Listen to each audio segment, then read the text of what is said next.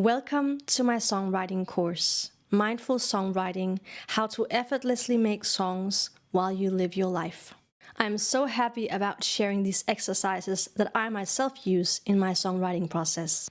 Whether you are a beginner or not, let me help you take you from struggling songwriter to effortless, confident songwriter that can make songs anywhere at any time. I will teach you about input and output, the information that you get and the information that you give. I will talk about how to be more mindful in your everyday life and in your songwriting process. And I will talk about how our conscious mind, the mind that senses the world around us and inside us, as well as our unconscious mind, the deepest depths of our being, can help us to write beautiful and unique songs without even trying. Because mindfulness is about being, and I'll get more into how we can use mindfulness in our everyday life and in our songwriting process. But first of all, I just want to say welcome and thank you for being here. Thank you for taking this course. I really hope that it will be helpful for you in your songwriting process.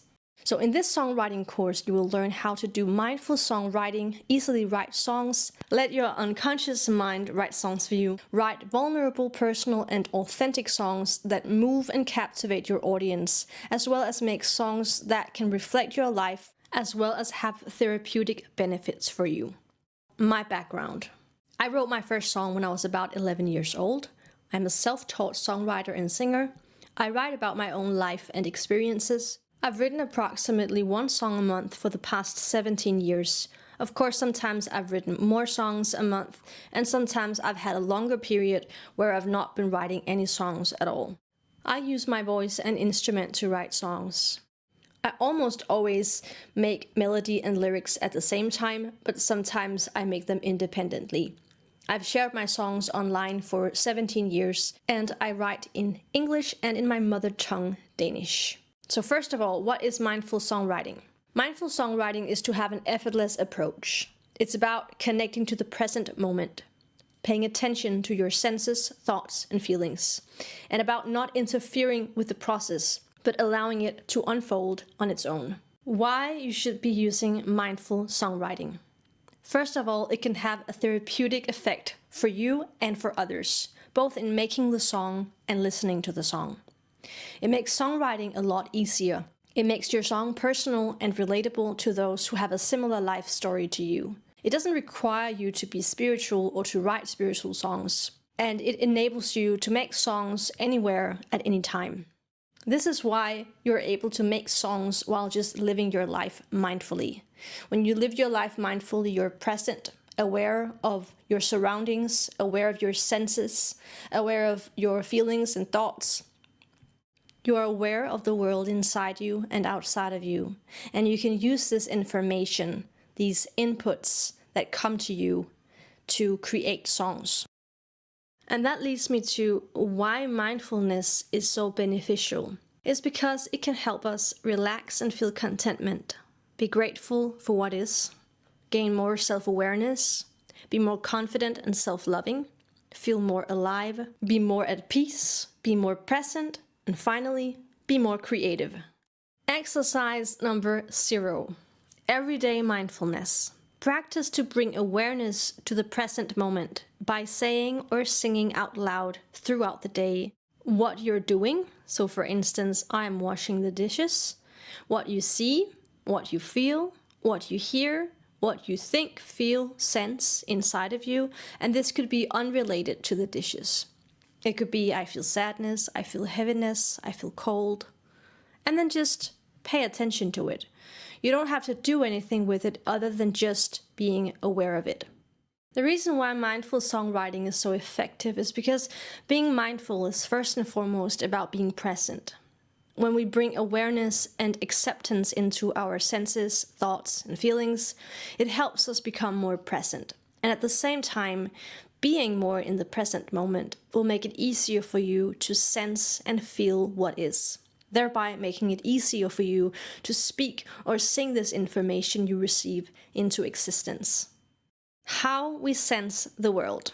So we have 2 types of sensing, and this is what I call external sensing and internal sensing. An example of external sensing is you hear the birds chirping outside your window. It is an external thing, an external information. Whereas internal sensing is about what goes on inside of you. So that could be you're feeling a heaviness in your chest. So what I want you to try and experiment with is paying attention to when you allow something and when you don't allow something, and then ask yourself why you allow it or why you don't allow it. An example of this could be that you can enjoy the sensation of the sun shining down on you, but another time, let's say if you're somewhere where you can't find shade and it's really hot, there are no clouds in the sky and the sun is just beaming down, and at one point this might feel like an overstimulation of this sensation. You could also maybe experience that you are having a thought that just keeps on going inside your head, and you're stuck in this loop of thinking the same thought again and again and again and again, and you can't really be mindful about it. You're just so absorbed. Now onto our thoughts and feelings and how to have a mindful approach to our thoughts and feelings. So oftentimes when we have a thought, it is about the past or the future, but sometimes it can also be present thoughts. Being mindful is to allow what comes up, not trying to remove it or distract yourself, but just witnessing it. Pay attention to what you sense internally or externally and what thoughts are activated. And the same goes for having a feeling. When you pay attention to your feelings, notice that oftentimes there will also be an internal sensation as well. You can also notice if an external or internal sensation has activated that feeling. If you ever struggle being mindful about a thought or emotion, try refocusing on another external sensation. So this could be if you're ruminating over a thought again and again and again and you are just completely absorbed by it. Try and focus on something that you can hear outside of you or something you can see outside of you. Pay attention to the colors around you. And another thing that you can do is breathing mindfully. So how to breathe with awareness. And you can try and practice this while I go through the exercise. So breathe through your nose. Notice the sensation of cool air in your nostrils. Feel how the air goes through your chest, diaphragm, belly. Breathe out through your mouth and notice how your body sinks with the exhale. Notice how the body rises every time you inhale. Notice the air coming through your body and notice how the air is leaving your body. As you exhale through your mouth, notice how the air feels. Maybe the temperature is different. Pay attention to the sensations you feel.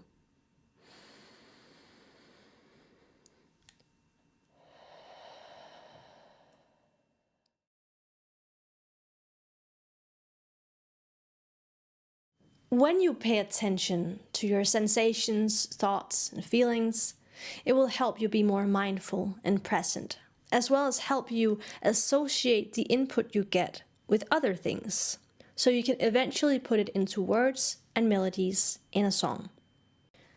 Mindful is a full mind. It's not about being cool, calm, and collected. It's about being with what is, inside and outside of you. Not judging it or fixing it, but allowing it, being aware of it.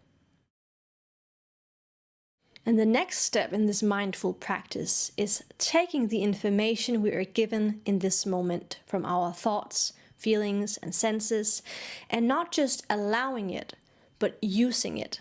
Transforming the information into words, into melodies, so we can create a song. You're not just immersing yourself in the mindful world, but you're also creating a world in which the songs flow to you effortlessly. So what is happening when we're being mindful is that we are relaxing our body and mind. We are accessing our truest self, our soul, our being. The being that is unattached to the past or the future. It is the part of you that just is. And this is why I talk a lot about being non-judging and embracing